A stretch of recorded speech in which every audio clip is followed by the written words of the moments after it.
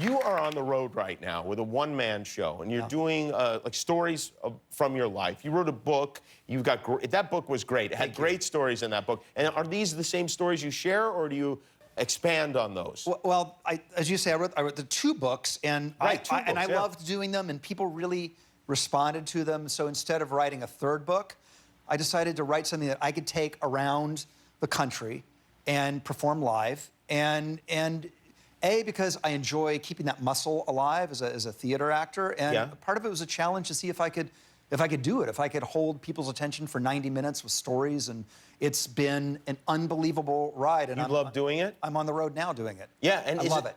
And love it. So you will just kind of sit there and tell stories, and then people just eat it up. And they're like the book. They're looks behind the curtain of what it's really like in crazy Hollywood land. Some of the amazing things I've been able to witness, tragedy, triumph, and and it's sneakily emotional. I talk about some of my struggles and what it's like to be a father and son, so it's relatable as well. It's just a... What's your big story, the story that you build the whole thing around, like your tentpole story?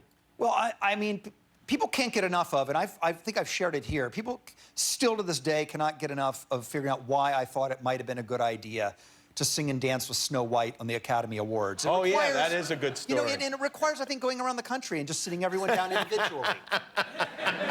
You're explaining it to them one by one. And then, do you take questions from the audience? And I take questions from the audience, and that ends up being the best part of the show, because inevitably, the questions are so crazy, and you can never guess where they're coming from, and it leads me on tangents. And the other part that I really like is, people have always asked me, they always ask me, and I know you have, what's it like growing up with Charlie Sheen? You grew up with Sean Penn, and you guys all went to school together, and you guys made movies. I found one of the movies. That you guys made, like a whole movie? I found one. I thought they'd been lost forever. Really? And I do a sneak peek of one of the movies written and directed by 15-year-old Charlie Sheen. Really? And starring a 17-year-old Rob Lowe. Wow. And is Sean Penn in it, with a supporting actor appearance with Chad Lowe. Really, Chad? But do you know really the real reason I wanted to do it? Because, as you know, I love music.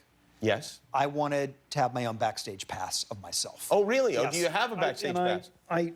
This is my greatest accomplishment. Forget the Screen Actors Guild Awards, that I have. Let me just hold that up. Look, guys, it's like me. It's like I can get you a pass. This is your real thing? So at home, if you want to really infiltrate, just grab a screen grab of this baby and just get that laminator going. I'm going to wear this for the rest of the segment. I think you should. Hi, I'm Jimmy Kimmel. If you want to see all our latest videos, click the subscribe button. And if you don't, click anyway and close your eyes when they come on.